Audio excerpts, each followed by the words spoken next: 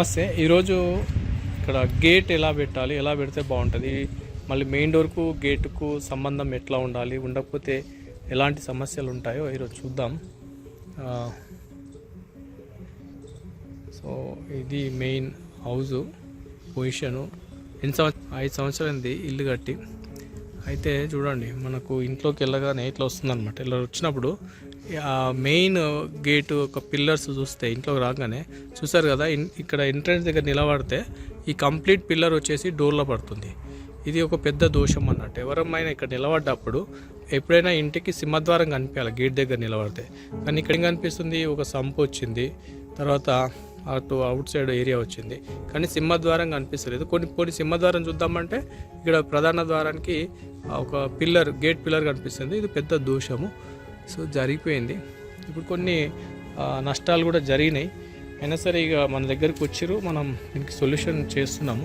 అంటే దీంతోపాటు ఇంకా కొన్ని దోషాలు ఏంటంటే, ఇప్పుడు మేము ఇంట్లోకి వెళ్ళినాం, ఇట్లా ఇలాగానే చూడండి ఇంకొక కోణం కనిపిస్తుంది ఇక్కడ వాల్. ఇలా ఎప్పుడు కట్టవద్దు. మళ్ళీ ఇమ్మీడియట్గా ఇక్కడ ఒక డోర్. సో 2 డోర్లు ఒక దగ్గర వచ్చినాయి. ఇది కూడా దోషమే. ఒక దగ్గర రావద్దు, దూరం ఉండాలి కొంచెం. ఓకే, దీన్ని ఇట్లా వెళ్ళినప్పుడు చూద్దాం మనం. ఇక్కడ నుంచి సో ఇలా చూడండి ఎంత దగ్గర ఉంది ఇది. ఉత్తర ద్వారం నుంచి ఇట్లా రాగానే మనకి ఇమ్మీడియట్ ఇట్లా గోడలు రావద్దు, ఒక కనీసం ఒక 7-8 ఫీట్లు బయట ఉండాలన్నట్టు. సో ఇది ఒకటి. ఇంట్లోకి వెళ్ళగానే చిన్న గదుల్లాగా ఉండొద్దు ఎప్పుడైనా. మళ్ళీ ఇది ఒక లెంత్ సన్నగా, ఇది కూడా కొంత ఇబ్బంది. కానీ విండోలు రాలేదు. ఇంత లెంత్ ఏరియాలో 20 ఫీట్లు ఉంది, అయినా సరే విండోలు రాలేదు.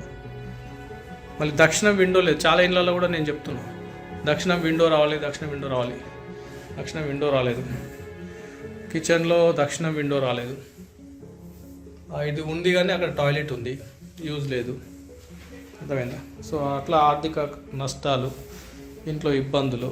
పూజ గది కట్టిరు, ఇక్కడ విండో లేదు, పైన ఒక వెంటిలేటర్ ఉంది.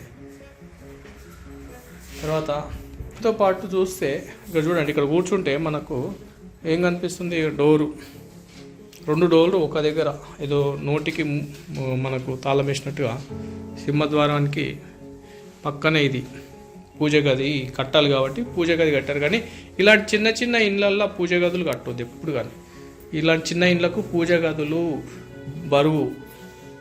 ఈ బరువులు తీసేసి ఒక చిన్నగా ఒక సెల్ఫ్ లాగా పెట్టుకుంటే సరిపోతుంది. కంప్లీట్గా చూడండి, ఈ మూల ఈశాన్య మూల మొత్తం తగ్గిపోయింది ఇంటికి. అర్థమైందా? సో వాస్తు చూపించే కట్టిరట ఇది, కానీ కరెక్ట్గా విండోలు డోర్లు పెట్టిరు, కానీ బ్యాలెన్సింగ్ ఆఫ్ ఎనర్జీ అనేది జరగలేడు. అర్థమైందా? ఎనర్జీ బ్యాలెన్స్ కాక ఈ కుటుంబం చాలా ఇబ్బందులు పడుతుంది. లైవ్లో ఈ ప్రాబ్లం మనం చూస్తున్నాం. గత 5 సంవత్సరాలుగా వాళ్ళు కూడా స్ట్రగుల్ అవుతారు. సో ఎవ్వరూ ఇటువంటి సమస్యలకి గురి కావద్దు, అందరూ బాగుండాలి. సో అందుకే ఇది లైవ్ సెషన్. సో కట్టేటప్పుడు ఆలోచించుకుంటే మనకి ఈశాన్యంలో ఇంత బాగున్న స్థలాన్ని కూడా వీళ్ళు ఉపయోగించుకోలేని పరిస్థితి ఉంది. దానివల్ల కొంత ఇబ్బంది పడ్డారు. అట్లా ఎవరు కావద్దు. ఈశాన్యాన్ని విశాలంగా చేసుకోండి. Thank you.